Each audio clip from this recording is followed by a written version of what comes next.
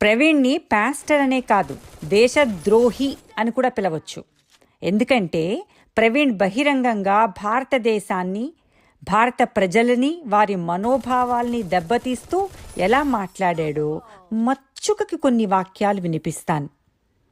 గోదావరి నదీ జలాల్ని ఉప్పు సముద్రం పాలవుతూ ఉంటే ఇన్ని వేల సంవత్సరాలుగా ఉన్న పనికిమాలిన భారతీయులు ఒక్క కాలువ కట్టలేకపోయారు. అది వాళ్ళ సంస్కృతి.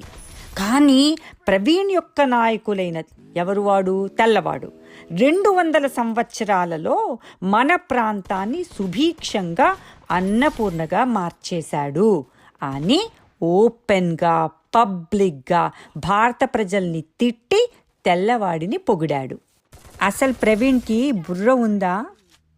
అతను కోట్ చేస్తున్న టైం బ్రిటిషర్స్ ఇండియాని